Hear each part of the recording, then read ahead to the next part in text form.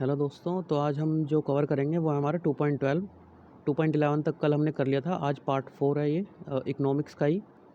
तो इसमें सबसे पहला जो आर्टिकल है वो है आरबीआई की रिस्क प्रोविजनिंग अकाउंट। ठीक है, मतलब जो एक तरह से रिस्क को प्रोविज़न, जब कोई भी रिस्क आ जाए, ठीक है, जैसे कि अभी हम पढ़ेंगे कौन से रिस्क आएंगे, उसके लिए जो हम निधि बना रहे हैं, जो धन संचित करते हैं, तो उसमें उसको प्रोविज़न करना मतलब उसको मैनेज करना कि जो एकदम से जो खर्चा आ गया उसको कैसे कंप्लीट किया जाए, उसके लिए एक मतलब अकाउंट अलग से रखा जाता है। हाल ही में उसी में जो आकस्मिक निधि फंड है उसमें 73,000 करोड़ रुपए आरबीआई ने जो है अनंतरित मतलब उसमें ट्रांसफ़र किए हैं। ठीक है, तो आरबीआई के अगर प्रमुख रिस्क प्रोविजनिंग अकाउंट की देखें हम, तो इसमें है सबसे पहले आकस्मिक निधि। ठीक है, ये क्या करता है, जो भी अप्रत्याशित कोई खर्च हो, अनएक्सपेक्टेड, जिसको एक्सपेक्ट भी ना किया हो ऐसा खर्च आ जाए, या फिर अनअपेक्षित जो अपेक्षित ना हो, इस टाइप का कोई भी खर्च आ जाए, तो उसमें आकस्मिकता को पूर्ण करने से ये संबंधित होता है। उसको मतलब खर्चा यहाँ आकस्मिक निधि से किया जाता है। इसमें कौन से जो हैं शामिल होंगे, तो इसमें जो प्रतिभूतियों के मूल्य में कोई मूल्य ह्रास हो गया, जो जैसे गवर्नमेंट सिक्योरिटी जो सेल करते हैं उसके मूल्य में कोई मूल्य का ह्रास हो गया ना, तो उसके अलावा विनिमय दर, कोई नीति परिचालन है उससे उत्पन्न जोखिम है, या फिर प्रणालीगत जोखिम है, या आरबीआई पर जो लागू विशेष उत्तरदायित्वों के कारण कोई जोखिम आ गया है। ठीक है, तो वो सब शामिल होते हैं आकस्मिक निधि में। मुद्रा और स्वर्ण पुनः मूल्यांकन रेखा, currency and gold revaluation account, CGRA. इसमें जो है मुद्रा जोखिम, ब्याज दर जोखिम हो, स्वर्ण की कीमत हो, उसमें अस्थिरता हो, ये मतलब अलग अलग टाइप के रिस्क प्रोविज़न अकाउंट है। मतलब एकदम से जो कोई अगर खर्चा आ जाए तो आरबीआई इनमें डिवाइड कर रखा है कि इस खर्चे को इससे लिया जाएगा। तो हम उनके बारे में पढ़ रहे हैं कि कौन से खर्चे किस में आते हैं। जैसे यहाँ पे कोई मुद्रा जोखिम आ गया तो वो सीजीआरए से उसकी पेमेंट की जाएगी, है ना। ब्याज दर जोखिम, ब्याज अचानक से ऊपर या नीचे चले गए। कोई स्वर्ण की कीमत है, जो सोने की कीमत होती है ना, उतार चढ़ाव, उसमें अगर कोई वो आ रहा है तो वो भी सीजीआरए से होगा। ठीक है, तो उसमें अस्थिरता से उत्पन्न अगर कोई जोखिम हो, उससे निपटने के लिए इनका जो है अनुरक्षण या मेंटेन इन्हें किया जाता है, मैनेज किया जाता है इन्हें। ठीक है, उसके बाद आईआरएएफएस मतलब investment revaluation account foreign securities. Foreign आ गया नाम में, तो यह विदेशी दिनांकित प्रतिभूतियाँ, जो पर डे की जो प्रतिभूतियाँ जो सेल करते हैं ना, उनके बारे में पढ़ेंगे हम अभी आगे जाके। तो इनके पुनर्मूल्यांकन से अपर्याप्त लाभ या हानि से संबंधित है। ठीक है, उसके बाद अगला अकाउंट क्या है, आईआरएआरएस मतलब रुपीज़ सिक्योरिटी। यह रुपये मूल्य वर्ग की प्रतिभूतियों के पुनर्मूल्यांकन से अपर्याप्त लाभ या हानि, जो हमारा पैसे होता है उसमें जो वैल्यू उसकी कम होती है बढ़ती है, अगर उसमें कोई हमें पैसे की ज़रूरत होगी तो हम यहाँ से उसे इन्वेस्ट करते हैं।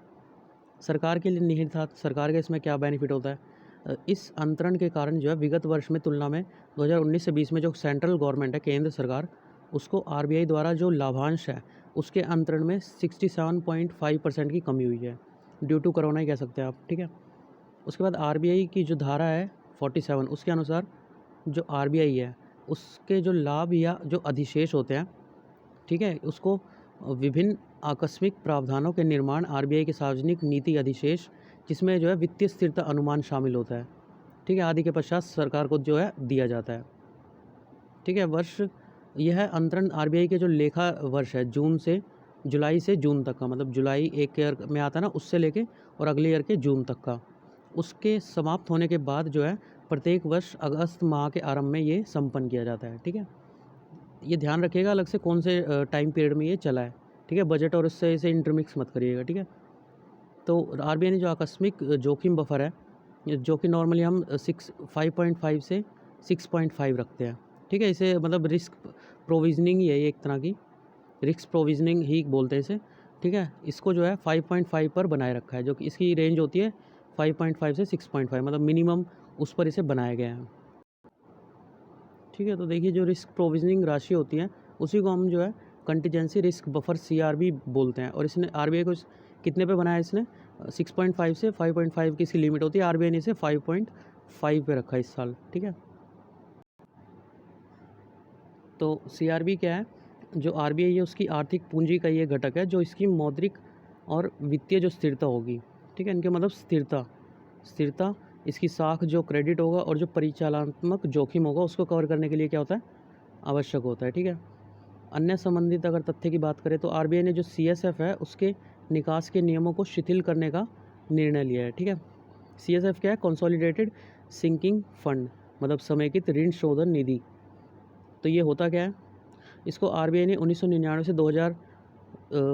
2000 में राज्यों के जो है बाजार उधारियों के मोचन रिडक्शन मतलब उनको कम करने के हेतु स्थापित किया था। ठीक है, ये अलग से दे रखा है काफ़ी, मतलब आप इसको डायरेक्ट कॉपी में 2-3 लाइनों में लिख सकते हैं, कहीं ना कहीं आ जाएगा काम आपके भी।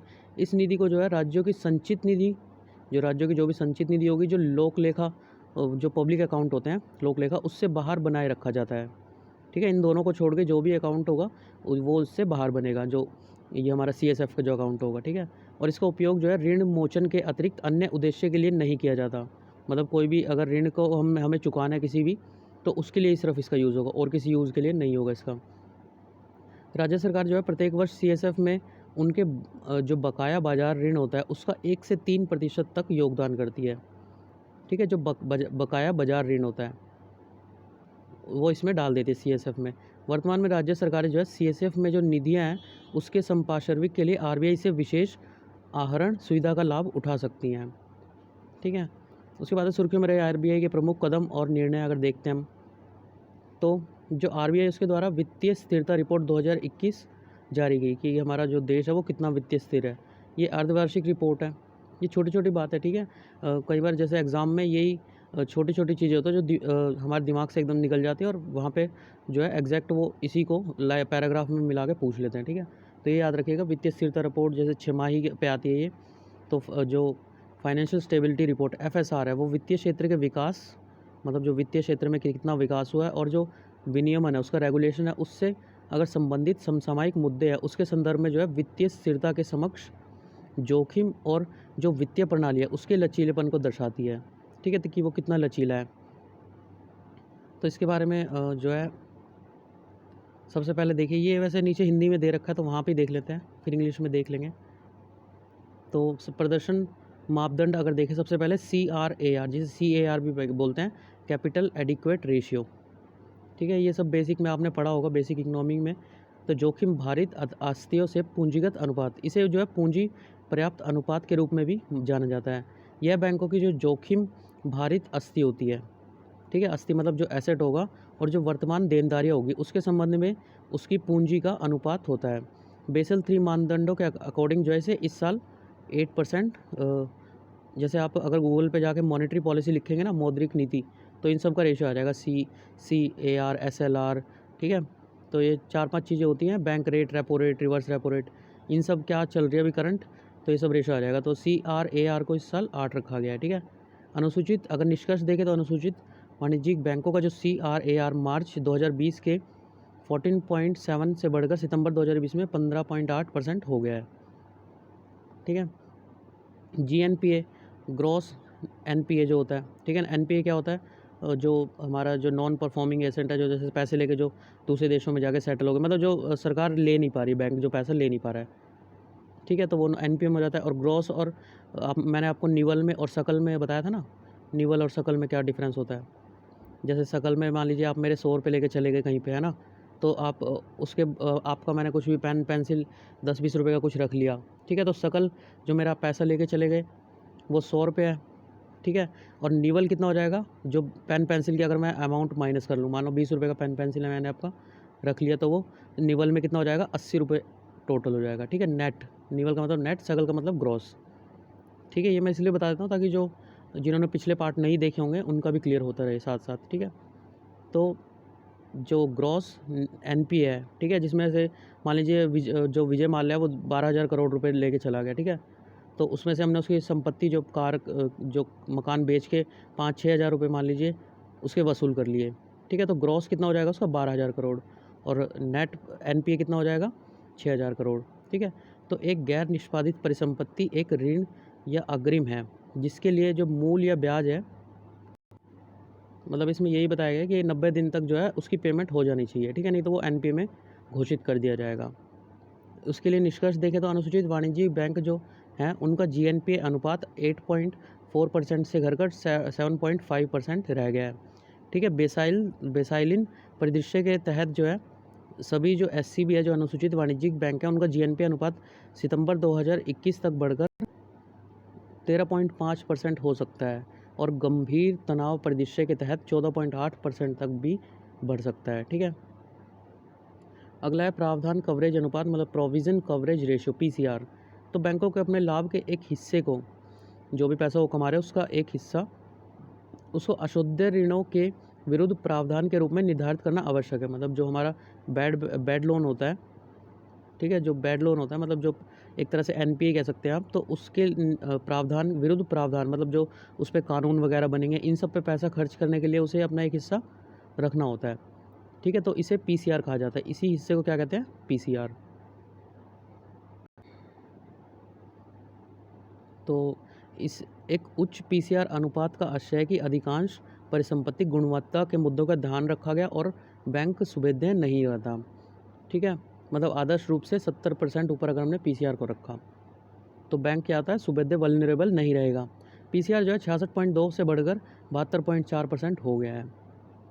ठीक है, आरबीआई द्वारा जो राज्य विकास ऋण है उसके प्रथम बार खुले बाजार परिचालन का आयोग, ठीक है, मतलब जो ओपन मार्केट ऑपरेशन है ओएमओ, तो उसको जो है पहली बार उसको आयोजित किया गया राज्य विकास ऋण के लिए।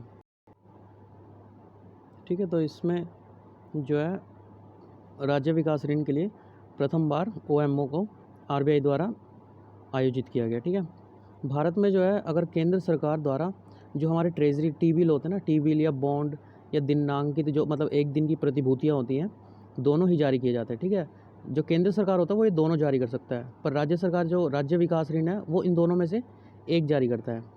ठीक है, या का मतलब इन दोनों में से तो केवल बॉन्ड या दिनांकित प्रतिभूति दोनों में से एक जारी करेगा। ठीक है, तो एसडीएल को जो है तो जो एसडीएल है वो राज्य सरकारों द्वारा जारी किए गए जो बॉन्ड है जिन पर ब्याज दरें सामान्यतः केंद्र सरकार की प्रतिभूतियों मतलब जो गवर्नमेंट सिक्योरिटी होती है उससे अधिक प्रदान की जाती है। ठीक है, ठीक है, तो राज्य विकास ऋण जो है जो एसडीएल है वो गवर्नमेंट सिक्योरिटी के समान जो है सुरक्षित होते हैं। जैसे हमारी जो केंद्र सरकार की जो वो होती है ना जीसैक होती है, उन्हीं के समान ये भी सुरक्षित होते हैं। बस इनकी क्या होती है, जो ब्याज दरें होती है इनकी ज़्यादा होती है जो केंद्र सरकार की होती है। ठीक है, एसडीएल की क्या होती है, ब्याज दरें कम होती हैं, मतलब एज़ कम्पेयर टू केंद्र सरकार। एसडीएल को जो है सांविधिक चलनिधि अनुपात जो स्टैट्यूटरी लिक्विडिटी रेशियो है एसएलआर, ठीक है, उसके हेतु उपयोग किया जा सकता है। मतलब कुछ अमाउंट होता है बैंक को वो अपने पास रिज़र्व में रखना पड़ता है। ठीक है, तथा जो मार्केट रेपो के माध्यम से उधार लेने और साथ ही साथ जो लिक्विडिटी एडजस्टमेंट फैसिलिटी जो चलनिधि समायोजन सुविधा होती है उसके तहत आरबीआई के अधीन जो है पात्र संस्थाओं से उधार करने के लिए संपार्श्विक के रूप में उसे प्रयोग किया जा सकता है। ठीक है, आरबीआई द्वारा जो ओएमओ है जो ओपन मार्केट ऑपरेशन है उसका संचालन बाजार में रुपए की जो तरलता है उसकी स्थिति को समायोजित करने के लिए उद्देश्य से बाजार से सरकारी प्रतिभूतियों की खरीद बिक्री के माध्यम से किया जाता है। मतलब मान लीजिए अगर पैसा कम है ना, तो वो क्या करेगा, पैसा उसमें मार्केट में डाल देगा, और अगर मान लीजिए पैसा ज़्यादा है तो क्या करेगा, वो अपनी जो उसके पास गवर्नमेंट सिक्योरिटीज़ होंगी जीसैक होंगी जो वो बेच के और पैसा सारा उठा लेगा। ठीक है, मतलब इस माध्यम से वो बाज़ार को जो है नियंत्रित रखता है जो आरबीआई होता है। उसके बाद वाइट लेबल अभिकर्ता द्वारा स्थापित किए जाने वाले जो एटीएम होते हैं उसके लिए आरबीआई द्वारा मानदंडों में जो है ढील दी गई है। ठीक है, वाइट लेबल WL एटीएम, तो जो एटीएम जो सेटअप या ओन्ड मतलब जो सेटअप लगाते हैं उस, ठीक है, तो एटीएम जो सेटअप किए जाए या ओन्ड किए जाए और ऑपरेटेड बाय नॉन बैंक्स, जो मतलब बैंक ना हो नॉन बैंक्स हो उनको कहते हैं white label ATM. Non banks ATM operator are authorized under the payment and settlement system act 2007।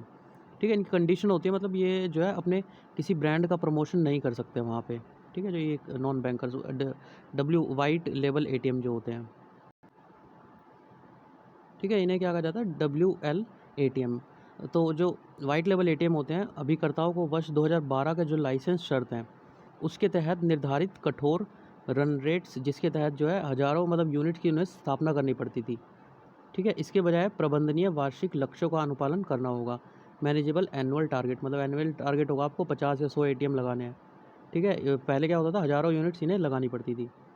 उदाहरण के लिए अगर देखें तो पूर्व में जो विभिन्न योजनाएं थी, जो पहले जितनी भी योजनाएं थी उसके तहत जो WL एटीएम अभिकर्ता थे उनको लाइसेंस प्राप्त करते वक्त एटीएम स्थापित करने के संबंध में अनुपात आवश्यकताओं का पालन करना पड़ता था। अर्थात जो Tier 3 से Tier 6 सेंटर्स हैं उनमें स्थापित एटीएम की संख्या Tier 1 से 2 सेंटर्स में स्थापित संख्या की एटीएम की संख्या में अनुपात निर्धारित किया गया था। मतलब जो हमारे टियर जैसे सिटीज़ होती है ना, टियर 1, 2, ठीक है, इनका मतलब रेशियो होता था जो 3 से और 4, ये क्या होती थी जो मतलब जहाँ की पॉपुलेशन कम होती है, ठीक है, इन दोनों का रेशियो रखा जाता था। 1 और 2 की अच्छी पॉपुलेशन होती है तो यहाँ पे ईजिली जो है एटीएम वगैरह लगा दिए जाते हैं, यहाँ पे कम लगाए जाते हैं, तो इनका अनुपात उन्हें कुछ दिया गया होगा वो निर्धारित करना पड़ता था, ठीक है, जिससे उन्हें समस्या होती थी। तो WL एटीएम की स्थापना, स्वामित्व और संचालन जो है गैर बैंक संस्थाओं द्वारा किया जाता है, जो बैंक की संस्थाएं नहीं होती। एटीएम हेतु जो नकदी को जो है जो स्पॉन्सर्ड बैंक होते हैं उनके द्वारा प्रदान किया जाता है, ठीक है, जो स्पॉन्सर्ड बैंक जैसे अलग अलग संस्थाएं जिसे पैसा दे के स्पॉन्सर करती हैं। जबकि एटीएम मशीन द्वारा प्रायोजक बैंक की कोई जो है ब्रांडिंग नहीं की जाती है, ठीक है, मतलब जो ये बैंक्स होंगे इनकी यहाँ पे कोई ब्रांडिंग नहीं की जाती होगी, ठीक है। अच्छा, मैंने उसमें जो फिगर में बता दिया वो थोड़ा सा उल्टा था। यहाँ पे इनकी बैंक जो हमारी ये होता है WL जो वाइट वो होते हैं, एक सेकेंड, वाइट लेबल जो होते हैं उनके एटीएम की ब्रांडिंग की जाती है, ठीक है, स्पॉन्सर्ड बैंक की ब्रांडिंग नहीं होगी। मतलब मान लीजिए कोई अगर स्पॉन्सर्ड बैंक है, कोई HDFC वगैरह जैसे है, ठीक है, तो अगर इनका एटीएम अगर लगेगा तो इनके एटीएम की ब्रांडिंग नहीं होगी, ठीक है। जो जो ये वाइट लेबल वाले होते हैं ना, ये अपने प्रोडक्ट की ब्रांडिंग करते हैं वहाँ पे, ठीक है।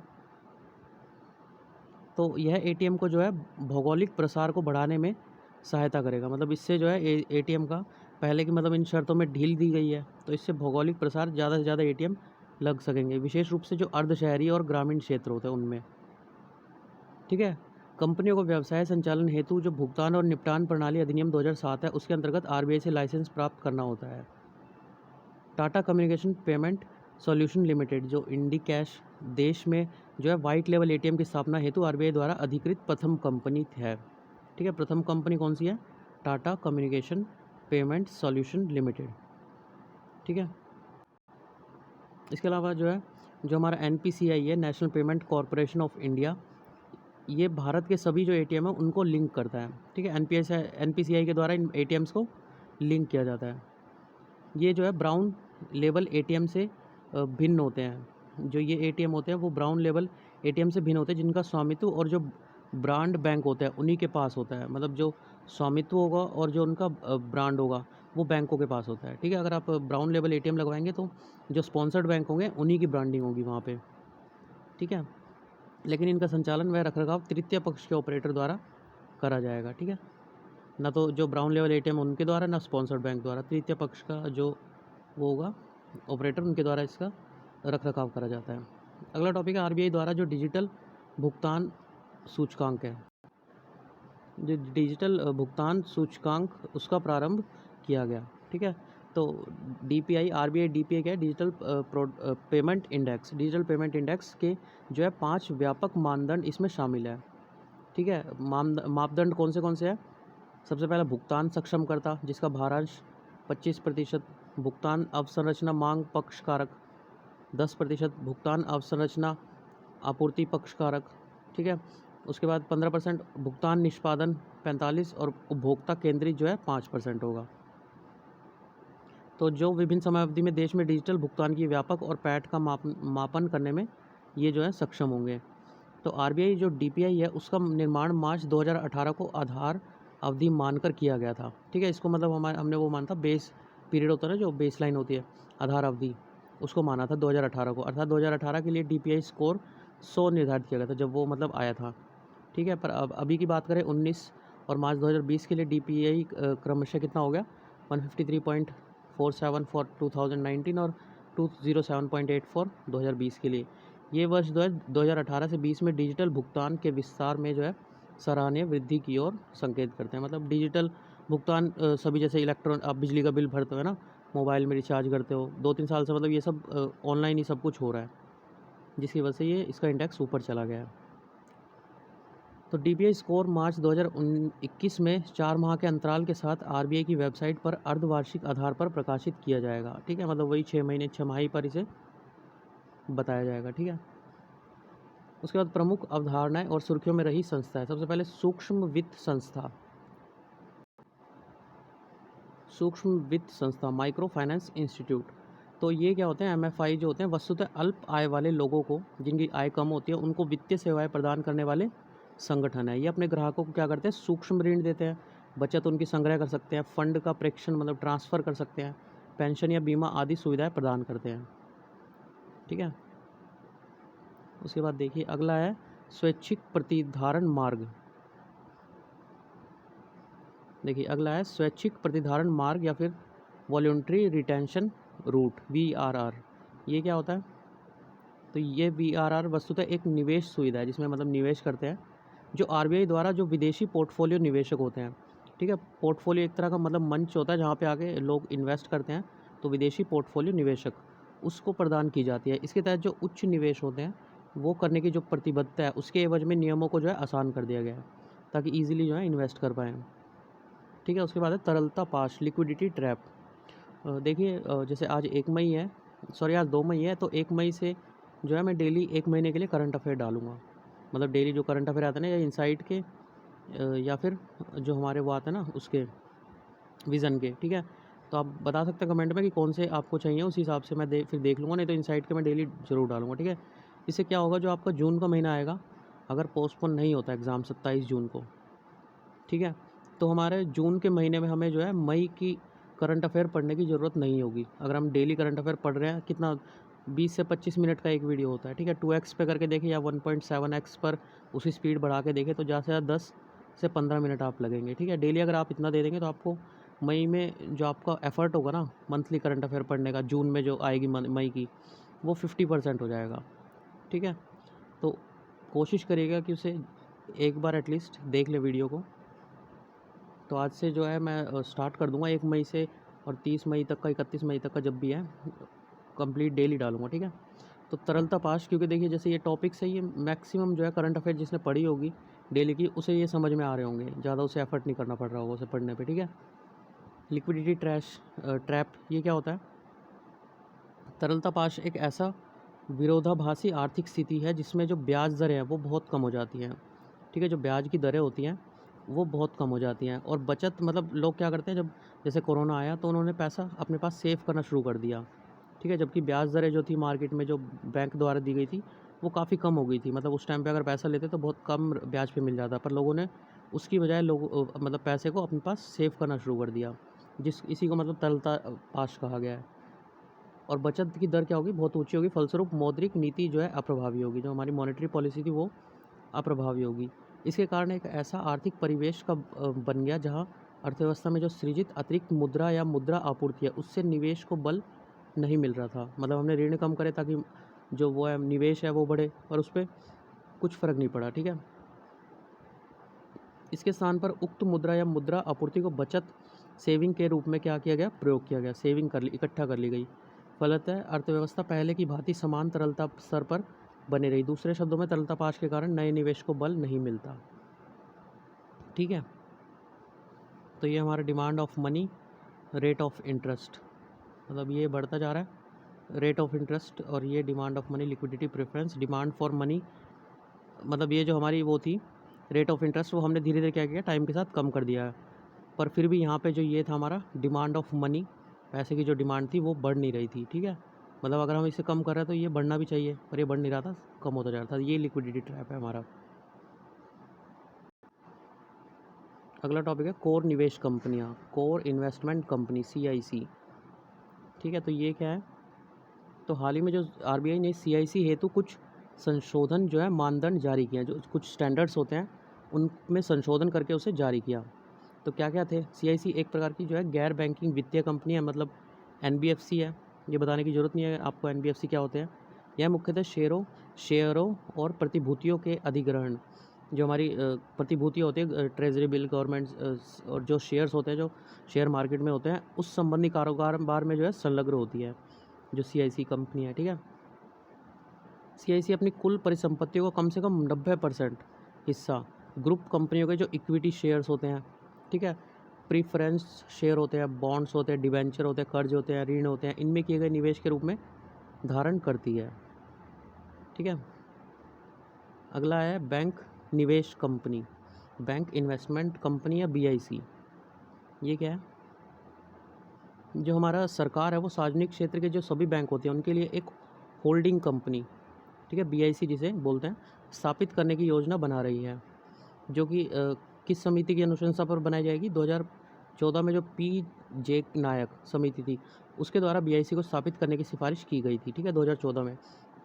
जो आरबीआई ने जो है भारत के बैंकों के बोर्डों के जो अभिशासन की समीक्षा है, उसके लिए इस विशेषज्ञ समिति का गठन किया था, ठीक है। बीआईसी द्वारा स्वतंत्र रूप से जो है सरकार के हस्तक्षेप के बिना सभी बैंकों को जो है नियंत्रित किया जाएगा बीआईसी के अंतर्गत, ठीक है।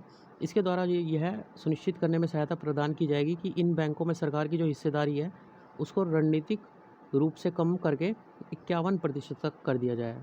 मतलब क्या रेशियो होता है, जैसे सरकार की अगर जो वो है, जैसे प्रमोटर होते हैं ना, वो 49% देते हैं और सरकार वो 51 से कितना भी ज़्यादा दे सकती है, तो प्रमोटर का यहाँ पे हिस्सा कम होता जा रहा है और सरकार का जो है वो बढ़ता जा रहा है, ठीक है, ताकि मतलब ये डिफ़ॉल्टर वगैरह घोषित ना करे इसकी वजह से। तो इनके द्वारा बीआईसी द्वारा ये तय किया जाएगा कि जितने भी हैं वो 51% से मतलब वो ना हो, ज़्यादा सरकार इसमें शेयर ना करे, ठीक है, ताकि सरकार को कम से कम लॉस हो। उसके बाद RBIH reserve bank innovation hub. तो जो RBIH है वो निम्नलिखित कृत्यों हेतु अधिदेशित है। ये क्या करता है? वित्तीय क्षेत्र में जो प्रौद्योगिकी है, जो टेक्नोलॉजी है, उसका उपयोग करके वित्तीय समावेशन व कुशल बैंकिंग सेवाओं उसको और अधिक गहन करके उपभोक्ता संरक्षण को जो है मजबूत करके आदि द्वारा वित्तीय क्षेत्र में नवाचार को बढ़ावा देगा, ठीक है। नवाचार क्या होता है? इनोवेशन, मतलब टेक्नोलॉजी का यूज़ करके, प्रौद्योगिकी का यूज़ करके इनोवेशन करना, ठीक है। यह जो है फिनटेक अनुसंधान को बढ़ावा देगा। फिनटेक क्या होता है? जो फिन मतलब फाइनेंशियल, टेक मतलब टेक्नोलॉजी, तो फाइनेंशियल जितनी भी टेक्नोलॉजी, ऑनलाइन पेमेंट वगैरह, उस अनुसंधान मतलब रिसर्च को बढ़ावा देने और जो नवाचार है, इनोवेटर्स है और जो स्टार्टअप्स है उसके साथ संलग्नता को सुविधाजनक बनाने के लिए आंतरिक अवसंरचना का विकास करेगा, ठीक है। इंफ्रास्ट्रक्चर जो हमारा इंटरनल जो इंफ्रास्ट्रक्चर है उसका विकास करेगा। यह जो हब है वो वित्तीय नवाचार के लिए वित्तीय क्षेत्रों के संस्थानों, प्रौद्योगिकी, उद्योग, शैक्षणिक संस्थानों के साथ सहयोग स्थापित करेगा, ठीक है। RBIH 9 सदस्यों की एक शासी परिषद है जिसका एक अध्यक्ष द्वारा निर्देशित और प्रबंधित किया जाएगा। साथ ही विगत नवंबर में जो RBI है इसने इसी उद्देश्य के साथ जो है विनियामक सैंडबॉक्स संरचना, ठीक है, ये एक अलग ही टॉपिक है, इसे मतलब अलग से बताना पड़ेगा। एक तरह का सैंडबॉक्स जो है RBI ने लॉन्च किया था, रेगुलेटरी सैंडबॉक्स स्ट्रक्चर, ठीक है, उसकी शुरुआत की थी RBI ने। उसके बाद देखिए अगला चैप्टर है वित्तीय प्रणाली और वित्तीय बाजार, financial system and financial market. तो हाल ही में वित्तीय स्थिरता रिपोर्ट 2020 निकाली गई है RBI के द्वारा, ठीक है, तो इसके बारे में थोड़ा देख लेते हैं। तो RBI ने जो है जुलाई 2020 की वित्तीय FSR जारी की गई है, फाइनेंशियल स्टेबिलिटी रिपोर्ट, ठीक है। तो अन्य संबंधित तथ्य कुछ देख लेते हैं। तो FSR एक छमाही रिपोर्ट है, 6 महीने में निकाल जाती है। यह वित्तीय स्थिरता के समक्ष जो भी जोखिम होगा या फिर जो भी वित्तीय प्रणाली में जो लचीलापन होगा उसको दर्शाएगी, ठीक है। यह रिपोर्ट अलग अलग संकेतकों पर कोविड-19 जो महामारी के प्रभाव है उसके विभिन्न परिदृश्य को प्रस्तुत करती है।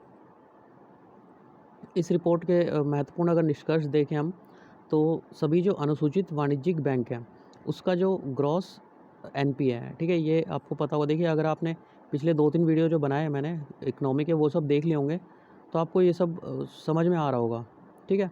GNPA क्या होता है, ठीक है, उसके जो GNPA है उसके अनुपात आधार रेखा परिदृश्य के तहत मार्च 2020 में जो है 8.5 से बढ़कर 2021 में 12.5% हो गया है, ठीक है।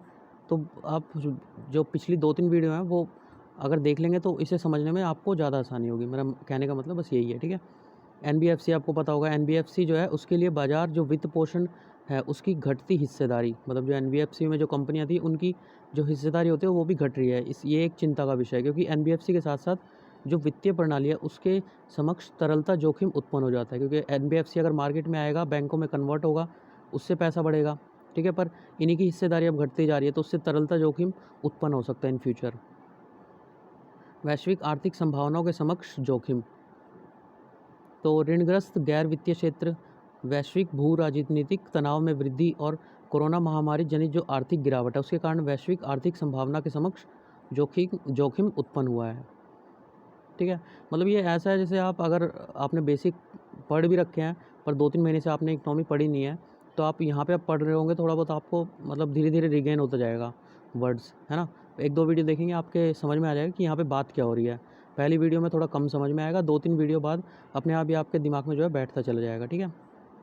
या फिर बेसिक आपके अच्छे हो तो भी आपको ईजिली समझ आ जाएगा। अब देखिए यहाँ पे बताया गया जो financial stability and development council है उसके चेयरपर्सन कौन होते हैं? ऑनरेबल यूनियन मिनिस्टर, जो हमारे वित्त मंत्री होते हैं वो इसके चेयरपर्सन होते हैं। अगर financial stability and development council sub committee की बात करें तो इसके चेयरपर्सन होते हैं आरबीआई के गवर्नर। उसके अलावा इन कंपनियों को बता रखा है। उसके बाद technical group on financial inclusion and financial literacy, इसके जो चेयरपर्सन होंगे वो डिप्टी गवर्नर आरबीआई, ठीक है। जो गवर्नर के जो डेप्यूटी गवर्नर होता है, डेप्यूटी गवर्नर वो आरबीआई के होते हैं। अब उसके अलावा ये सब बताया गया कि इसके अंडर क्या आता है, एनसीएफए के, NPCI, SRO, DFI, NGO, RBI से भी, ईडाई, पीएफआरडीए, ठीक है। ये अगर आपने जैसे DFS, DA, ministry of finance, इनके बारे में अगर नोट्स बना रखे तो अच्छी बात है, ठीक है। नहीं तो मैं एक वीडियो में मैंने इसका स्क्रीनशॉट ले लिया है, मैं इन सबको ही एक वीडियो में कवर कर दूंगा, ठीक है। आप कमेंट बॉक्स में बता देना, मैं इन सबको एक ही वीडियो में जो है बेसिक्स को कवर कर दूंगा। मैं बनाने की सोच रहा था कल भी वीडियो, फिर वही है कि थोड़ा सा इन वीडियो को थोड़ा व्यूज़ इस पे हो जाए 200-300, तो उसके बाद बना दूंगा ताकि कम से कम उसे भी लोग देखें। अगर आपने बना रखे तो बहुत अच्छी बात है, कोई ज़रूरत नहीं है कमेंट बॉक्स में बताने की। अब ये जो सारी मिनिस्ट्रीज़ हैं इनके अंडर क्या होता है, कोऑर्डिनेशन विद अदर मिनिस्ट्रीज़, या अदर मिनिस्ट्री के साथ कोऑर्डिनेट करती हैं, फंडिंग सपोर्ट करती हैं, ठीक है। ये मिनिस्ट्री क्या करती हैं, सेक्टर स्पेसिफिक इन एजुकेशन, ये एजुकेशन में स्पेसिफिक होती है, ठीक है, याद रखिएगा।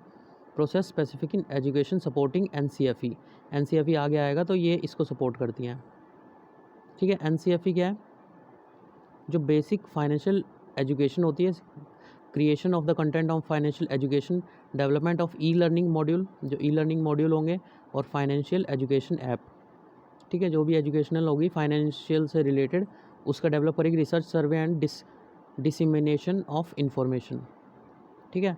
उसके बाद ये सारी जो है एनजीओ, एसआरओ, ये क्या करती है, डेवलपमेंट ऑफ कंटेंट, रिसर्च करती हैं, कोलैबोरेशन एंड सपोर्ट करती हैं, ठीक है। तो इन सारी का भी आपको पता होना चाहिए, कहीं ना कहीं अगर एक आधा क्वेश्चन टकरा जाए तो मैं बना दूंगा इसके ऊपर वीडियो। अगला टॉपिक देखिए, राष्ट्रीय वित्तीय शिक्षा नीति, ठीक है। वित्तीय शिक्षा नीति, ये ध्यान दीजिएगा, एक राष्ट्रीय जो हमारी शिक्षा नीति है वो अलग है, एनईपी, ये अलग है, वित्तीय शिक्षा नीति है, ठीक है। फाइनेंस के बारे में मतलब एजुकेशन देना। तो राष्ट्रीय वित्तीय शिक्षा नीति 2020 से 25 ही क्या है, तो हाल ही में जो आरबीआई है उसने एनएसएफई 2020 से 25 जारी किया है, तो इसके बारे में देख लेते हैं ये है क्या। तो एनएसएफई जो 2013 से 18 की अवधि थी उसके लिए 2013 में इसे जारी किया गया था, पहले इससे जो पहले थी। इसका उद्देश्य क्या था, जनसंख्या के विभिन्न वर्गों को जो है अपने धन का बेहतर प्रबंधन, मतलब जो उनके पास पैसा है उसका बेहतर मैनेजमेंट करने और अपने भविष्य की योजनाएं बनाने हेतु आवश्यक जो ज्ञान है, कौशल है, अभिवृत्ति है, उसकी व्यवहार विकसित है, उसके करने के लिए जो है सशक्त बनाना।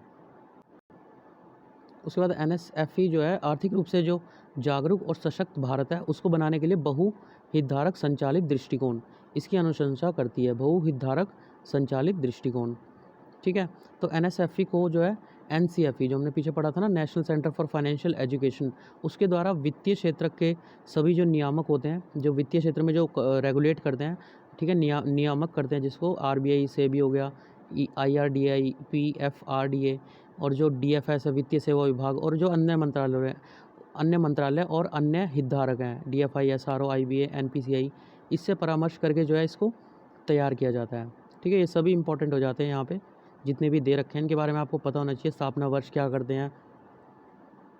उसके बाद एनसीएफई जो है, जो एनसीएफई जो यहाँ पे हमने पढ़ा था, उसकी स्थापना 2013 में हुई थी। राष्ट्रीय उसमें जो है राष्ट्रीय वित्तीय शिक्षण कार्यनीति के कार्यान्वयन के लिए जो है सभी वित्तीय विनियामक जो रेगुलेटर है, अर्थात जो आरबीआई है, सेबी है, वही वित्तीय रेगुलेटर है कौन, जो अभी हमने ऊपर ही देखी है चारों, आईआरडीए, पीएफआरडीए, इसकी जो है सहायता से किया जाता है ऐसा। यह वित्तीय स्थिरता और विकास परिषद की उप समिति के वित्तीय समावेशन और वित्तीय साक्षरता संबंधी तकनीक समूह के तत्वाधान में कार्य करता है। एनसीएफई अब जो है धारा 8 कंपनी है जो गैर लाभकारी है, जो 5 सितंबर 2018 को निगमित हुई थी, ठीक है। उसके बाद है वित्तीय समावेशन और वित्तीय साक्षरता पर तकनीकी समूह, एनएसएफई जो है जिसकी बात हो रही है, उसकी आवधिक निगरानी और कार्यान्वयन, ठीक है, उसके लिए उत्तरदायी होगा। अगर भारत में वित्तीय साक्षरता की स्थिति देखें तो NCFE जो है उसमें भारत में जो वित्तीय साक्षरता की स्थिति का पता लगाने के लिए 2019 में जो हमारा अखिल भारतीय वित्तीय समावेशन और वित्तीय साक्षरता सर्वेक्षण था वो किया गया था, जिसके मुख्य निष्कर्ष क्या निकले? 27.118% जो उत्तरदाता हैं उन्होंने वित्तीय साक्षरता के प्रत्येक जो घटक है उसमें आर्थिक समन्वय एवं जो विकास संगठन है OECD, मतलब इसी पिछली वीडियो में शायद बताया था OECD के बारे में थोड़ा बहुत, उसके द्वारा निर्धारित जो न्यूनतम लक्षित प्राप्तांक सीमा प्राप्त किया गया है। ठीक है, मतलब प्राप्तांक या न्यूनतम सीमा प्राप्तांक इसमें प्राप्त किया गया है OECD के द्वारा जो दिया गया था। ठीक है, जो कि वित्तीय ज्ञान, वित्तीय दृष्टिकोण, वित्तीय व्यवहार, पूर्व, मध्य और उत्तर क्षेत्र में अधिक ध्यान देने की आवश्यकता है। ठीक है, भारत के जो पूर्व, मध्य और उत्तर क्षेत्र में। उसके बाद ग्रामीण भारत है, कम शिक्षित लोगों और 50% और उससे अधिक आयु वर्ग के समूहों पर ध्यान केंद्रित करने की आवश्यकता है। ठीक है, मतलब जो 50 वर्ष से अधिक के हैं कि उनके लिए तो काफ़ी नई चीज़ें हैं। ठीक है, वो जॉब वॉब करने में लगे हुए तो उनको थोड़ी नॉलेज इस चीज़ में कम है।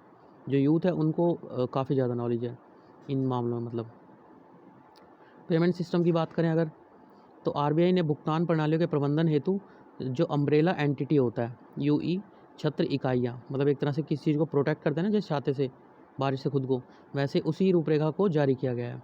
तो ये है क्या UE अम्ब्रेला एंटिटी? यह जो है छत्र इकाइयों खुदरा बाजार के अंतर्गत जो नई भुगतान प्रणाली है उसकी स्थापना, प्रबंधन और नई भुगतान प्रणाली जो डिजिटल पेमेंट सिस्टम हमारा आया है उसकी स्थापना, उसका प्रबंधन मतलब मैनेजमेंट करना, उसका परिचालन करना, जिसमें जो है हमारा ATM आ गया, white label point of cell.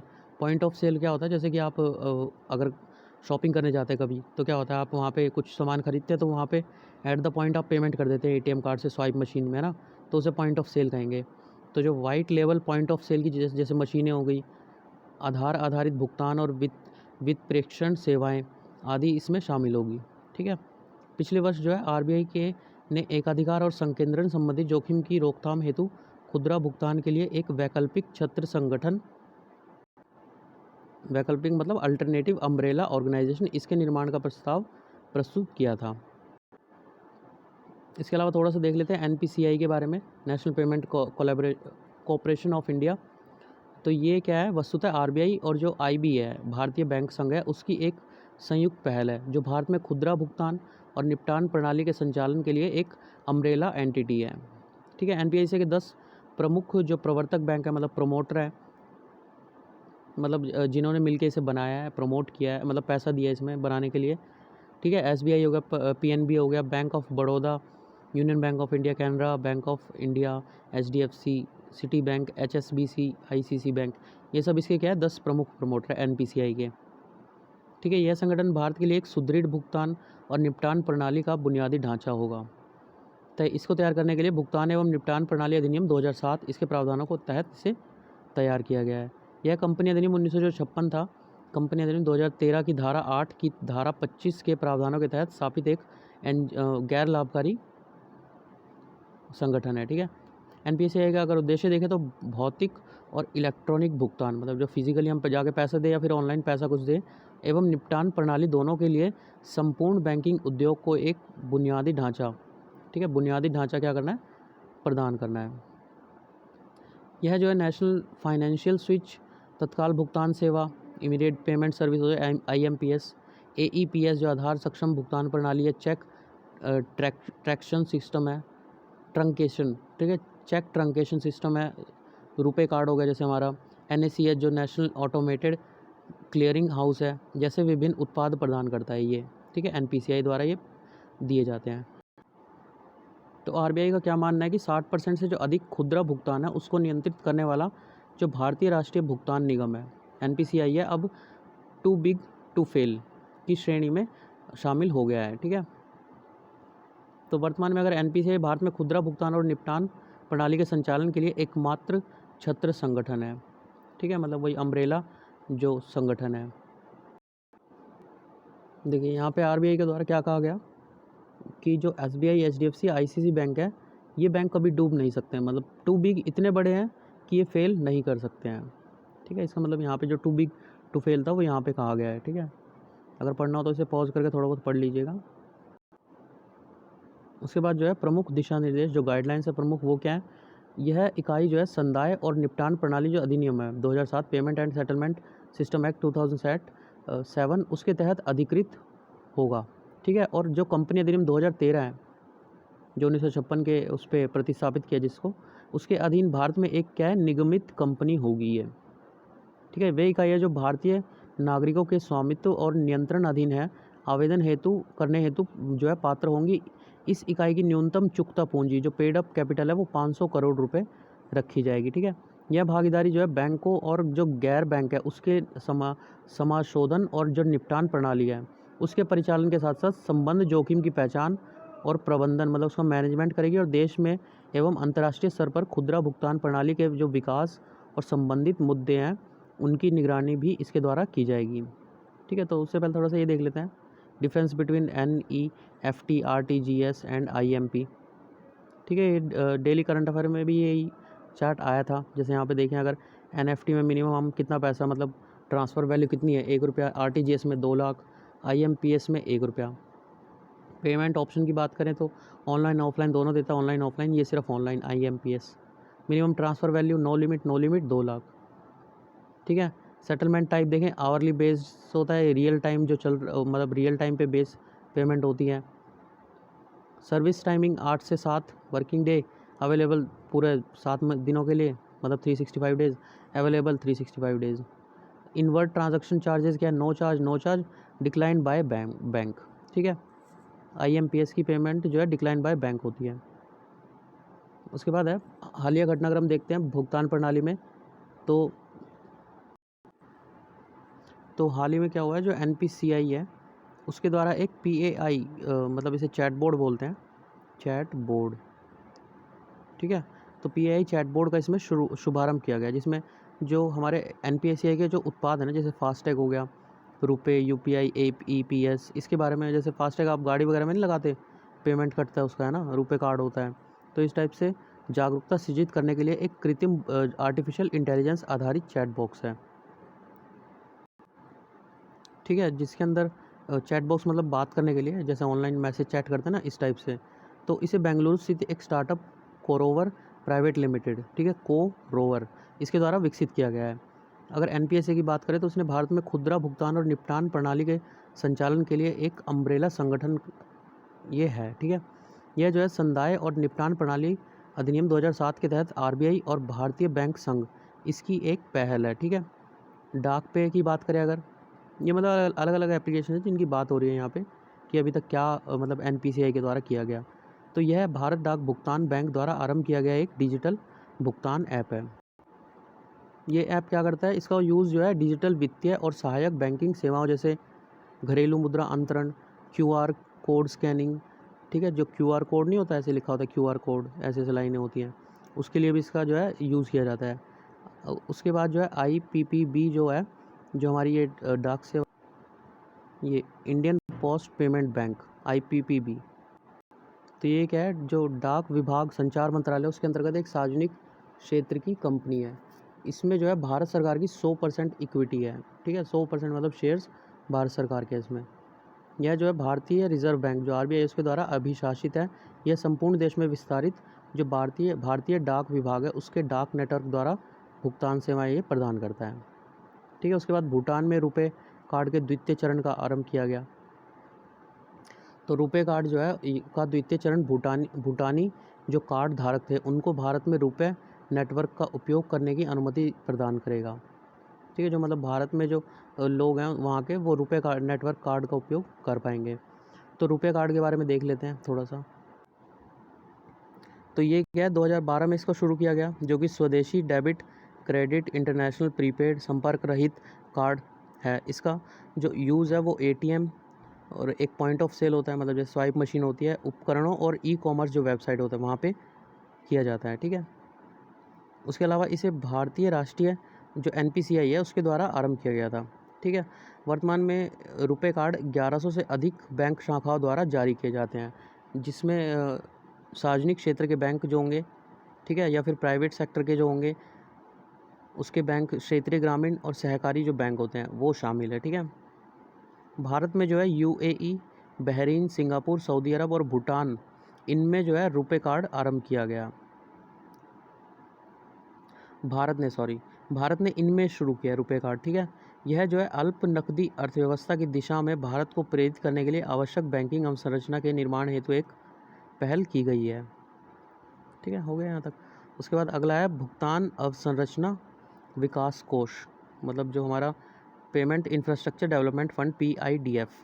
तो ये सुर्खियों में क्यों है? तो हाल ही में जितने भी काम हुए मैक्सिमम सब में RBI ही आया है, इस अभी तक आपने देखा होगा। तो RBI द्वारा भुगतान जो PIDF है इसके गठन की घोषणा की गई है, ठीक है। तो PIDF के बारे में देख लेते हैं। 500 करोड़ रुपए के PIDF का उद्देश्य क्या है? जो भौतिक और डिजिटल है। भौतिक मतलब फिजिकल, जो फिजिकली जाके जैसे हम पेमेंट करते हैं तो भौतिक पेमेंट होगी वो। तो ऐसी दोनों पेमेंट से जो पॉइंट ऑफ सेल होगा उससे संबंधित बुनियादी ढांचे के परिनियोजन को बढ़ावा देने के लिए जो भी वित्तीय कंपनियां होंगी उनको प्रोत्साहित करना, ठीक है। PIDF में जो आरंभिक निधि है 500 करोड़ की होगी, ठीक है। आरंभिक निधि कितनी होगी? 500 करोड़ की, जिससे जो आधी जो है 250 करोड़ है उसका योगदान RBI इसमें स्वयं करेगा, ठीक है। तो मिनिमम राशि 500 करोड़ रुपए होनी चाहिए स्टार्ट करने के लिए, जिसमें से 250 करोड़ RBI देगा। शेष राशि जो है कार्ड जारी करने वाला जो बैंक होगा या कार्ड नेटवर्क से जुड़ी जो भी कंपनियां होंगी उसके द्वारा जुटाई जाएगी। इसके द्वारा परिचालन व्यय हेतु जो कार्ड जारी करने वाले बैंक होंगे एवं जो कार्ड नेटवर्क होंगे उससे जुड़ी कंपनियों से जो आवर्ती योगदान है, रिकरिंग कंट्रीब्यूशन है, वो भी संग्रहित किया जाएगा। रिकरिंग डोनेशन मतलब कंट्रीब्यूशन होता क्या है? जैसे कि जो डोनर होता है, देने वाला होता है, वो बिना किसी उसके रिपीटेडली जो है पैसा देता जाता है। Open ended schedule with no specific commitment, बिना किसी कमिटमेंट के जो है पैसा देता जाएगा। The donor can decide to end the arrangement of any time और पेमेंट डेफिनेटली, मतलब कुछ डेफिनेट नहीं होता, बस वो पैसा जो है जब उसका मन आता है तब देता जाता है। जैसे होता है ना पुनरावृत्ति बार बार, ठीक है। तो इस बार से इसी तरह से आवर्ती योगदान भी संग्रहित इससे किया जाएगा। यदि आवश्यक तो वार्षिक कमी को पूरा करने वाले जो RBI द्वारा भी योगदान इसमें किया जा सकता है। PIDF को एक सलाहकार परिषद के माध्यम से शासित किया जाएगा तथा RBI द्वारा इसे प्रबंधित एवं प्रशासित किया जाएगा, ठीक है। RBI इसे जो है मैनेज करेगा और इसे प्रशासित भी करेगा। उसके अलावा ये जो है पॉइंट ऑफ सेल मशीन है, तो ये क्या करती हैं? जो टर्मिनलों पर जो कार्ड धारक होते हैं उनके बैंकों द्वारा जारी जो डेबिट कार्ड या ओपन सिस्टम प्रीपेड कार्ड है उसका उपयोग करके नकदी निकाल सकते हैं, ठीक है। हालांकि इस सुविधा के अंतर्गत क्रेडिट कार्ड का उपयोग नहीं किया जाता, ठीक है। क्रेडिट कार्ड यहाँ पे यूज़ नहीं होता। जो PMJDY है, प्रधानमंत्री जनधन योजना, उसके खातों के साथ प्रदान किए गए जो ओवरड्राफ्ट सुविधा है उससे युक्त जो इलेक्ट्रॉनिक कार्ड होगा उसके उपयोग के साथ साथ जो एकीकृत भुगतान इंटरफेस है, जो UPI होता है ना, उसका भी प्रयोग कर इन POS टर्मिनल से नकद राशि आहरित की जा सकती है, ठीक है। आपके पास जैसे UPI हैगा, अगर UPI नंबर है उससे भी निकाल सकते हैं, या फिर जो हमारे PMJDY में जो मिले थे कार्ड उससे भी निकाल सकते हैं, ठीक है। क्रेडिट कार्ड का यूज़ नहीं किया जा सकता है बस। ये जो कोष है इसकी स्थापना नंदन नीलकणी की अध्यक्षता में डिजिटल भुगतान को बढ़ावा देने के लिए गठित समिति द्वारा प्रस्तुत रिपोर्ट की अनुशंसाओं के अनुरूप की गई थी, ठीक है। विगत वर्ष RBI ने जो है ग्रामीण भारत में डिजिटल रूप से लेन देन को बढ़ावा देने और भुगतान नेटवर्क के जो अंतिम चरण है, लास्ट माइल पेमेंट नेटवर्क है, उसमें सुधार के लिए स्वीकृति विकास कोष, एक्सेप्टेंस डेवलपमेंट फंड, इसकी स्थापना की घोषणा की थी, ठीक है। PIDF योजना के बारे में देख लेते थोड़ा और। यह मुख्यतः जो टायर 1 और टायर 2 शहर होते हैं, ठीक है, टायर 1 से जैसे टायर 6 तक, एक सेकंड, ठीक है। टायर 1 2 3 को आप इस टाइप से देख सकते हैं, 1 लाख एंड अबोव, 50,000 से 99, 9,000, ये यहाँ तक ये टायर 6 लेस देन 5,000 टायर 6, ठीक है। मतलब ये आप कह सकते हैं डेवलपिंग उससे देख सकते हैं, जैसे ये सबसे डेवलप हो जाती है, ये फिर सबसे कम हो जाती है अंडर डेवलपमेंट, ठीक है। Population wise growth wise classification of centre देखें तो रूरल में पॉपुलेशन अप टू 9,999, 10,000 से इतना, ठीक है। मेट्रोपॉलिटन सिटी जो कि जैसे दिल्ली हो गया, कलकत्ता हो गया, मुंबई हो गया, ठीक है। ARR screenshot of HRA document, ठीक है। बस इतना ही आपके लिए काम का था। तो PIDF योजना को अगर देखें तो मुख्यतः टियर 1 और टियर 2 शहरों में संकेंद्रित जो पॉइंट ऑफ वो होते हैं, POS जो टर्मिनल होते हैं, उसको टियर 3 से लेकर टियर 6 केंद्रों और पूर्वोत्तर राज्यों में स्थापित या स्थानांतरित करने में सहायता करेगा, ठीक है। मतलब यहाँ पे तो है ही POS हमारे, ठीक है। उसके बाद इसको जो है ये इन जो टियर है इन तक पहुँचाने में ये सहायता करेगा, ठीक है। और उसके बाद जो है उच्च लागत से उच्च लागत के कारण जो शहर या केंद्र या क्षेत्र उपयुक्त पीओएस है उसकी सुविधा से इसे वंचित रह जाएंगे। ठीक है, देखिए मतलब जो उच्च लागत, जो इनको लगाने की लागत होती है पॉइंट ऑफ सेल की, जो वो होता है जैसे स्वाइप मशीन होगी, इस टाइप के जितने भी होंगे पॉइंट ऑफ सेल में, उनकी लागत ज़्यादा होती है, जिसकी वजह से ये जो टायर 3 से 6 तक है ये वंचित रह गए। ठीक है, तो इनमें लगाने के लिए अब जो PIDF है इसका यूज़ किया जाएगा। इस योजना का PIDF का उद्देश्य क्या है? टियर 3 से लेकर 6 केंद्रों तक अधिकाधिक डिजिटल भुगतान अवसंरचना का विकास को प्रोत्साहन करना। ज्ञातव्य है कि इस योजना में जो पूर्वोत्तर राज्य है उस पर विशेष ध्यान दिया जाएगा। ठीक है, पूर्व और उत्तर मतलब हमारे जो नॉर्थ ईस्ट की स्टेट्स होंगी इस साइड की, ठीक है, उन पर ज़्यादा ध्यान दिया जाएगा। तो इस योजना में आवश्यक सेवाएं प्रदान करने वाले व्यापारी को लक्षित किया जाएगा, जैसे कि परिवहन और आतिथ्य, सरकारी भुगतान, स्वास्थ्य सुविधाएं, किराना दुकान, इन सब पे जो है डिजिटल पेमेंट सर्विस दी जाएगी। उसके अलावा PIDF विशिष्ट लक्षणों को प्राप्त करने के आधार पर भुगतान अवसंरचना के विकास के लिए जो बैंक होंगे, जो गैर बैंक होंगे, उनको सब्सिडी प्रदान करेगा। ठीक है, ताकि वो प्रेरित हो डिजिटल पेमेंट अपने यहाँ पे लगाने के लिए। इस योजना के तहत जो भुगतान स्वीकृति उपकरण है और जो कार्ड से भुगतान है उसका समर्थन करने वाली सुविधाएं सम्मिलित होंगी। ठीक है, इन दोनों को प्रोत्साहित किया जाएगा लगाने के लिए। इसके लिए जो भौतिक POS है, पॉइंट ऑफ सेल टर्मिनल होगा, या जनरल पैकेट रेडियो सेवा GPRS या QR कोड आधारित भुगतान आदि शामिल किए जाएंगे, है ना। जैसे आप मॉल वगैरह में जाते हैं तो होता नहीं है वो क्या बोलते हैं, स्कैन करके और आपकी वो बना देते हैं, लिस्ट बना देते हैं, फिर आप जो है स्वाइप मशीन में स्वाइप कर देते हैं, है ना। तो पूरा सिस्टम चाहिएगा इसके लिए ताकि वो डिजिटल पेमेंट हो सके। ठीक है, तो ये सब जो है प्रेरित होगा इससे। उसके बाद की फीचर ऑफ द स्कीम, की फीचर क्या है? Manage by an advisory council chaired by RBI deputy governor, aims to create 30 lakh new digital payment, 30 lakh new digital payment touch point every year. उसके बाद ऑपरेशनल फॉर 2 ईयर में be extended for, मतलब 2 साल के लिए इसे जो है 2 साल में किया जाएगा ये सब काम, या फिर बढ़ा भी सकते हैं। Fund has a corpus of ₹345 crore, ₹250 crore by RBI और 95 crore by authorized card network. ठीक है, जिस कार्ड का नेटवर्क होगा उसमें 95 करोड़ उससे, और 345 करोड़ किससे? RBI द्वारा दिए जाएंगे इसमें। ठीक है, उसके बाद डिजिटल भुगतान को बढ़ावा देने के लिए जो नंदन नीलकणी की अध्यक्षता में गठित समिति थी उसकी अन्य संस्तुतियाँ। ठीक है, तो अन्य संस्तुतियों में क्या है? तो जो पॉइंट ऑफ सेल जो उपकरण है उसके आयात पर लगने वाला जो शुल्क है उसको हटाना होगा। मतलब एक स्टेट से दूसरी स्टेट में लगने पे आयात पे जो शुल्क लगेगा उसको हटाना होगा। मतलब हमें ज़्यादा से ज़्यादा प्रोत्साहित करना है स्कीम को। ठीक है, और तत्काल भुगतान सेवा जो 5,000 रुपये तक के लेन देन के लिए उस पर जो GST लगता है उससे भी छूट प्रदान की गई है। ठीक है, सरकारी भुगतान डिजिटल साधनों के माध्यम से किया जाना चाहिए, जिसमें जो खरीदी गई वस्तु एवं सेवाएं हैं उसके भुगतान, प्रत्यक्ष लाभ हस्तांतरण, जो डायरेक्ट बैंक ट्रांसफ़र है, वेतन एवं पेंशन, ये सब इसमें जो है शामिल किए जाने चाहिए।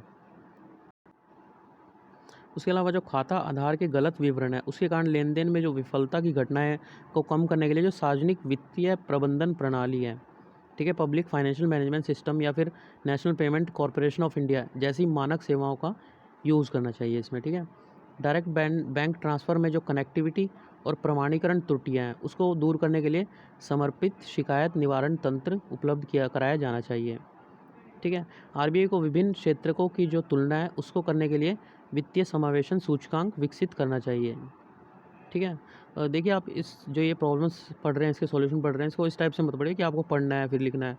कल को आप अगर DM बनोगे तो आपको वहाँ पे सॉल्यूशन भी तो देना होगा, है ना। तो ये सब एज ए सॉल्यूशन भी आपके दिमाग में बैठते जाने चाहिए कि मैं वहाँ पे होऊंगा तो वहाँ पे एट द पॉइंट ऑफ मतलब आप क्या रिएक्शन देंगे, है ना। वहाँ पे आपको ऐसे शहरों में क्या करना चाहिए, स्कीम से क्या बेनिफिट होगा वहाँ के लोगों, मतलब आप थोड़ा सा इसके अंदर डूबेंगे ना, सोचेंगे ना इस स्कीम से क्या लाभ हो रहा है, वहाँ के लोगों को क्या इससे प्रभाव पड़ेगा। ठीक है, इस टाइप से सोचेंगे तो एक तो दिमाग में इजीली बैठ जाएगा, और कल को आपको इन चीज़ों को आंसर भी देना है तो वो भी आपके लिए थोड़ा सा वहाँ पे इजी हो जाएगा। आपके मतलब थॉट यहाँ वहाँ पे अपने आप क्रिएट होने लग जाएंगे। ठीक है, सिचुएशन में डाल के अपने आप को देखिए। तो अगला टॉपिक है बायलेटरल नेटिंग, द्विपक्षीय नेटिंग। मतलब ये एक तरह से आप कह सकते हैं कि छोटे बच्चों वाला कॉन्सेप्ट है जो कि इंडिया में अब लॉन्च होगा, या अभी देखते हैं इसके बारे में। जैसे कि मान लीजिए आप और मैं, ठीक है, मैंने आपके 500 रुपये ले लिए, ठीक है, और आपने मेरे से उससे पहले कुछ महीने पहले 200 रुपये लिए थे, है ना। तो दोनों के अब पैसे देने का टाइम आएगा तो मैं आपको क्या, आप मुझे क्या करेंगे, मतलब 500 रुपये देंगे और मैं आपको 200 रुपये दूंगा। तो इससे बढ़िया कि माइनस करके हम दोनों, मैं आपको 300 रुपये ही ना दे दूँ सीधे। ठीक है, तो इस टाइप से यहाँ पे बताया गया है कि जैसे कि मान लीजिए ये फिगर देखिए पहले बायलेटरल नेटिंग में। ठीक है, तो यहाँ पे क्या था, ये इसने इससे जो है 1 लाख रुपए लिए। ठीक है, उससे पहले इसने इससे जो है 75, मतलब ये फिगर में दे रखा है कि इसने इससे 25,000 रुपये लिए, इसने इससे 1 लाख रुपये लिए। ठीक है, ए ने बी से। तो सेकंड फिगर में बताया गया कि अगर टोटल ये इसे 75,000 दे दे तो दोनों क्या हो जाएंगे, बराबर हो जाएंगे। मतलब इतना सारा कैश यहाँ से वहाँ, यहाँ पे हम छोटे अमाउंट की बात करें, करोड़ों में भी हो सकता है। तो अगर हम ऐसे करने के बजाय कि ये फिर इसे 1 लाख रुपये दे, ये फिर इसे 25,000 रुपये दे, ये आपस में सेटलमेंट करके वो 75,000 रुपये का जो है सिर्फ जो पैसे का अमाउंट है वो इधर से इधर, एक साइड से दूसरी साइड चला जाएगा। ठीक है, दूसरे देशों में ये हो रखा है, अभी नीचे पढ़ेंगे उसके बारे में भी। तो हाल ही में जो भारतीय बाजार है उसमें वित्तीय स्थिरता सुनिश्चित करने तथा प्रतिस्पर्धा को प्रोत्साहित करने के उद्देश्य से जो आहिर्त वित्तीय संविदा द्विपक्षीय नेटिंग अधिनियम 2020 है उसको अधिनियमित किया गया। तो द्विपक्षीय नेटिंग के बारे में अगर हम देखें तो इसमें क्या होता है, दो पक्षकार एक दूसरे की देनदारियों का निपटान कर देते हैं, जिसके तहत जो है एक पक्ष दूसरा पक्ष की बकाया राशि का एक बार में ही भुगतान कर देता है। नेटिंग से तात्पर्य दो पक्षों के मध्य होने वाले सौदे से उत्पन्न सभी दावों के निपटारे से है, जो एक पक्ष से दूसरे पक्ष को देय या प्राप्त शुद्ध राशि का निर्धारण करता है। ठीक है, ग्राफिक्स में दे रखा है। इसी प्रकार जो बहुपक्षीय नेटिंग है समझौता है, ये मतलब भारत में था। ठीक है, अब बायलेटरल को भी, मल्टीलेटरल नेटिंग एग्रीमेंट था, अब बायलेटरल मतलब दो इंसानों के लिए भी इसे स्टार्ट किया जाएगा। इसके अंतर्गत एक केंद्रीय प्रतिपक्ष मतलब सेंट्रल काउंटर पार्टी होगा, जिसके माध्यम से विभिन्न पत्रकार एक दूसरे की जो देनदारी है उसका निपटारा करेंगे। भारत में भुगतान और निपटान प्रणाली अधिनियम 2015 उसके अंतर्गत इसकी सुविधा प्रदान की गई है। ठीक है, बाय मल्टीलेटरल था भारत में। ज्ञातव्य है कि पहले भारतीय वित्तीय संविधा कानून के अंतर्गत जो द्विपक्षीय नेटिंग है उसकी अनुमति नहीं दी गई थी। ठीक है, द्विपक्षीय मतलब दो लोगों दो कंपनियों में, इसकी नहीं थी। हालांकि बहुपक्षीय नेटवर्क की अनुमति प्रदान की गई थी। भारत में जो है कुल वित्तीय संविदा में द्विपक्षीय एवं बहुपक्षीय संविदा का हिस्सा 40% और 60% है। ठीक है, मतलब द्विपक्षीय में 40 और बहुपक्षीय कॉन्ट्रैक्ट में इसका 60% है। तो विकसित अर्थव्यवस्थाओं में जो है नेटिंग बहुत सामान्य है, जहाँ द्विपक्षीय और बहुपक्षीय नेटिंग के मामले से नेट पोजीशन ना कि ग्रॉस पोजीशन। ठीक है, जो पीछे आपने लेक्चर अगर ये वाला पूरा देखा होगा तो आपको पता होगा कि जो ग्रॉस पोजीशन क्या होती है और नेट पोजीशन क्या होगी। ठीक है, इसके आधार पर दावों का निपटान किया जाएगा। तो वर्तमान में जो है ये सब देश हैं, इनके जो है नेटिंग समझौतों के लिए कानूनी प्रावधान इनमें विद्यमान है।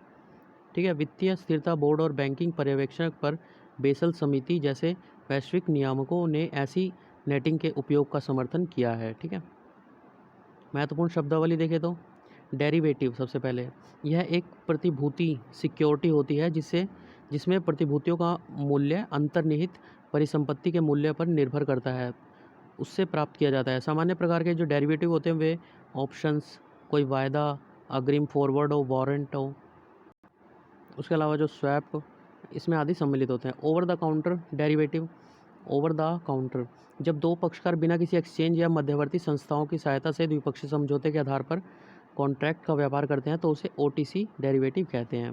ठीक है, बिना किसी समझौते के।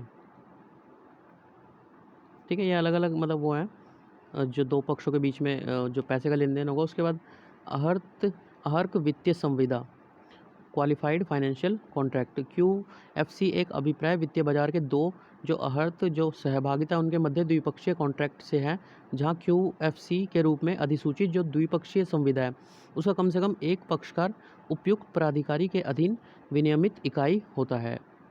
ठीक है, मतलब एक ऑथराइज्ड होता है वहाँ पे। अगर इसकी बात करें तो अहिर्त वित्तीय संविदा द्विपक्षीय नेटिंग अधिनियम 2020 के बारे में, तो QFC की द्विपक्षीय नेटिंग के लिए एक विधिक ढांचा प्रदान करने का प्रावधान करता है। उल्लेखनीय है कि QFC over the counter derivative संविदा होता है। ठीक है, यह अधिनियम